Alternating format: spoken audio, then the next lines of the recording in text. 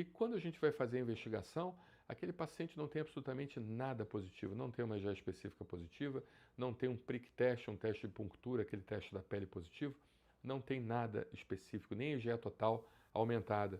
Então, provavelmente, esse quadro clínico estaria ligado, por assim dizer, a doenças não mediadas por IgE, que podem estar relacionadas a, por exemplo, ao desvio da ativação do ácido araquidônico, ou seja, tem muito paciente que desenvolve esses sintomas por causa do uso de anti-inflamatórios não esteroidais, como a aspirina, como o diclofenaco, como o cetoprofeno, principalmente aqueles que não são seletivos a COX-2, e que, de certa forma, acabam desenvolvendo um perfil imunológico, um desvio da produção do ácido araquidônico para prostaglandinas do tipo PGE2 e leucotrienos, né? Isso também pode acontecer, mas também pode haver um paciente que não tem a doença respiratória exacerbada por aspirina, mas teria, por assim dizer, uma sensibilidade maior às chamadas proteases, que é a ação direta dessa enzima direto no receptor de alta afinidade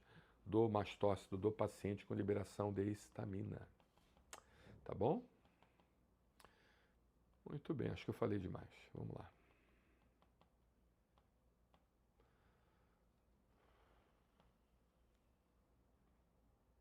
Tem um paciente que pergunta o seguinte: o exame de alergia ao meu gato e cachorro também mostrou vários componentes. Qual a utilidade disso? Aí eu fiz um resumozinho aqui para você, porque realmente é algo que... Isso é mais de palestra, de slides, né?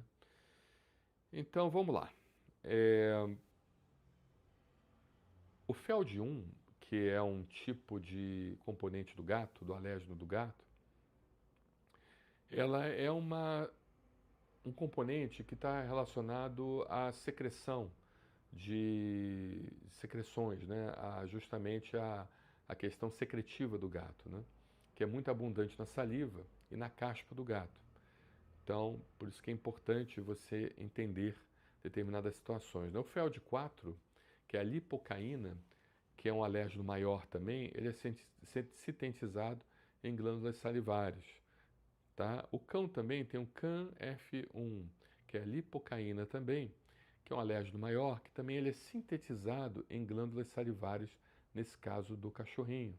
E tem o CAN-F5, que é uma calicrina prostática, e isso é importante, que, por exemplo, se o paciente for alérgico ao seu cão, e ele for alérgico ao CAN-F5, então, e ele não consegue entrar em contato com o cão, ele entra em contato com o cão, ele fica todo empolado, ele desenvolve uma rinite, ele desenvolve falta de ar, ele desenvolve inflamação de garganta, ou seja, ele desenvolve sinais e sintomas específicos de alergias, alergias muitas das vezes moderadas e graves, mas ele ama o cachorro, ele quer continuar com o cachorro, ele não quer se desfazer do cachorro.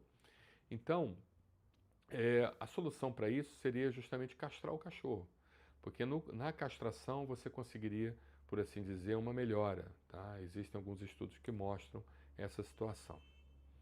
Eu sei que às vezes é difícil, né? Tem muita gente que é contra a castração. Eu, bem na verdade, eu sempre tive cachorros que duraram muito, com 17, 18 anos de idade, ou seja, uma idade bastante avançada para um cachorro. Nunca castrei, nunca houve a necessidade, porque o cachorro até precisa também dos hormônios como nós.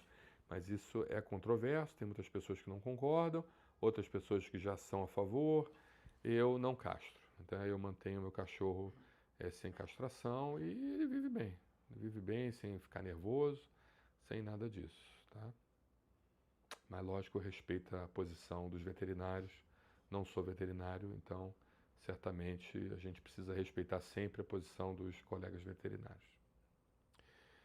Então, por exemplo, um paciente que tem um FeLD2 de gato e também tem um CAN-F3, que são alérgenos menores, chamados de albumina sérica, eles indicam reatividade cruzada e raramente tem importância clínica. Tá? Então, quando houver alguma positividade dessas de reatividade cruzada e também uma positividade no seu exame, não é para você ficar assustado, porque raramente essas sensibilidades estão relacionadas a doenças mais complexas.